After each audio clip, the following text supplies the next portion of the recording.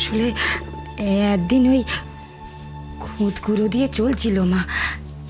এখন যে আর কিচ্ছুটি নেই তা আমি বুঝতে পারিনি।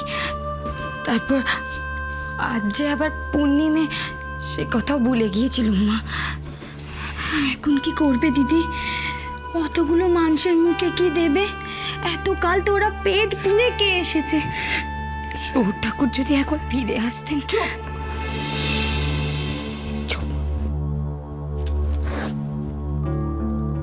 ও কথা মনে আনবে না, একটিবারের জন্যও যেন ও কথা মনে স্থান না পায় যে তোমাদের শহুর ঠাকুর এসে আমাদেরকে রক্ষে করবেন। কিচ্ছুটি করবেন না, কিচ্ছুটি করবেন না তিনি।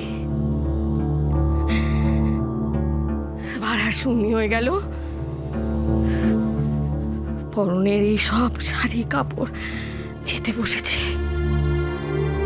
লকাইয়ের নামে পোতা হলুদে ফাটা বার হয়েও তেনার হুঁশ আছে? আছে?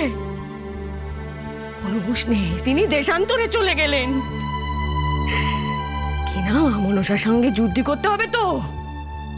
আমরা কে? আমরা কেউ নই, কিচ্ছু নেই। মা, দোহাই আপনার অমন কথা কইবেন না। এত কাল ধরে তো তিনি আমাদের প্রতি। তাহলে এখন তিনি কোথায়? এই দুঃসময় তিনি কোথায়? কোথায় তিনি? কোথায়?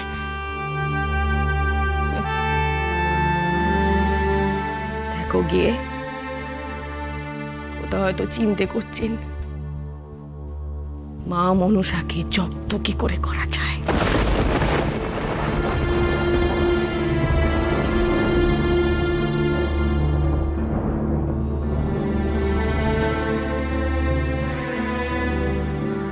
জয় শিব শম্ভু, জয় শিব শম্ভু।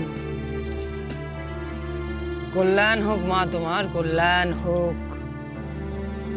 কে তুমি? পথ আটকালে যে। কোথায় চললে তুমি মা?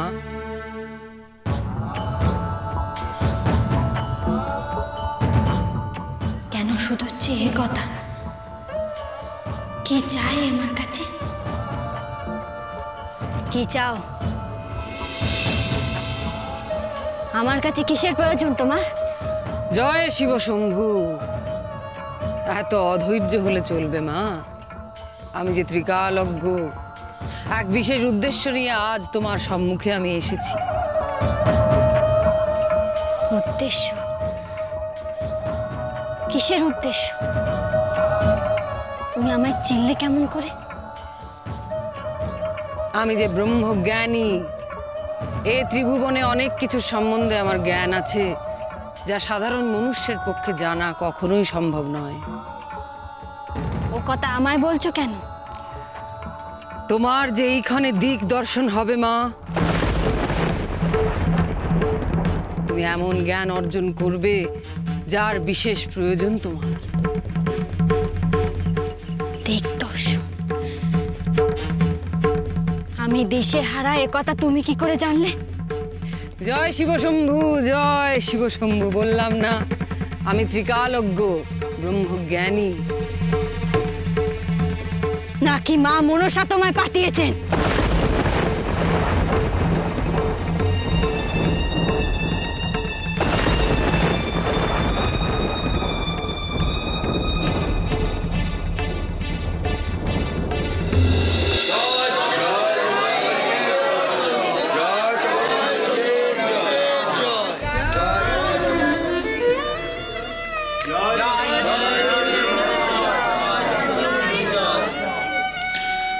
তোমরা সকলে এসেছো।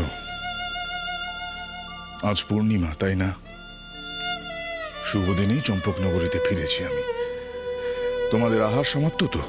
আজ্ঞে না হুজুর, এখনো কিছুই পাইনি, পেটে বড়ই জ্বালা। সে কি, এখনো তোমরা প্রসাদ পাওনি? মন্ডা মিঠাই কিছু বিতরণ করা হয়নি? সনকা, সনকা, বড় বৌমা, সনকা। অভুক্ত অতিথির অপেক্ষা করছে দ্বারে, আর এখনো অন্দর মহলে তোমরা আহারের ব্যবস্থা করে উঠতে পারোনি। সনকা, এমন অনার সৃষ্টি ঘটলো কি করে গৃহে? সনকা! ঠাকুর, সৌর ঠাকুর ফিরেছেন। রাঙা, রাঙা, সৌর ঠাকুর ফিরেছেন। আমাদের আর কোনো চিন্তা নেই, কোনো চিন্তা নেই আমাদের। কিন্তু দিদি, তিনি যে আমাদের উপর রুষ্ট হয়েছেন গো। আমরা অতিথি সেবা করতে পারছি না তাই। না না, তিনি তো আর আমাদের এই দশা জানেন না। তিনি সবে দেশান্তর থেকে ফিরেছেন। মা, মা, আপনি আর দেরি করবেন না। আপনি তেনাকে অন্দরমহলে ডেকে আনুন। আগে তেনাকে অন্দরমহলে ডেকে আনুন মা। রাঙা, রাঙা, তুই যা, সৌর ঠাকুরের জন্য পা ধোয়ার জল নিয়ে, আমি বরং হাত পাকা নিয়ে আসি।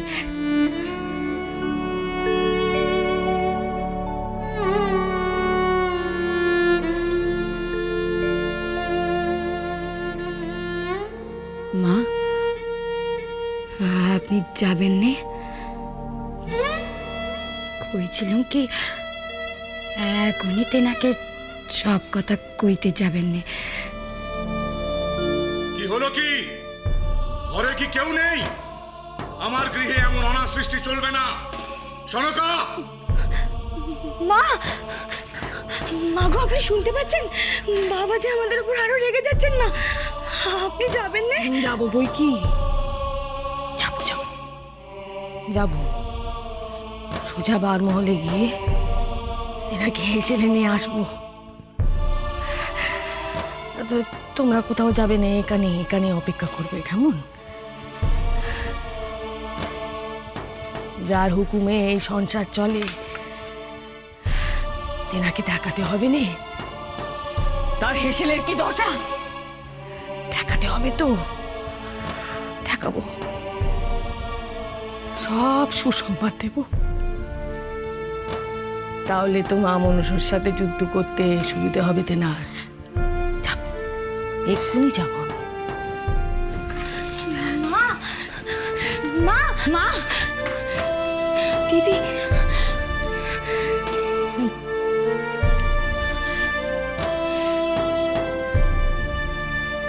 কি হলো? চুপ করে আছো যে? মা মনসা চোর হয়ে এসেছো। তেনার সব চলনা এখন আমি বুঝতে পারি।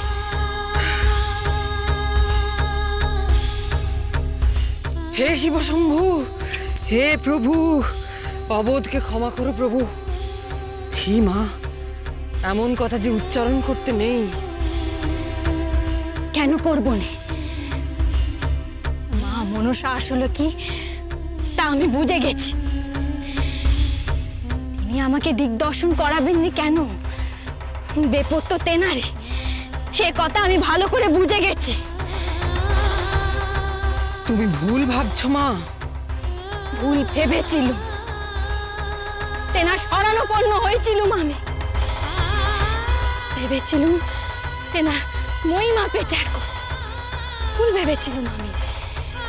তিনি শুধু নিজের দেবী হওয়ার কথা ভাবেন, আমার কথা একটিবারও ভাবেন নে, একটিবারও না।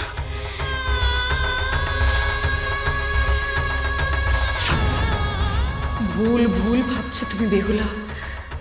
আমি তোমার মঙ্গল চাই। তুমি একা যে কাজ সম্পন্ন করতে পারবে না, সেখানে আমি তোমার সহায়তা করতে চাই। তুমি আমার ভক্ত বেহুলা।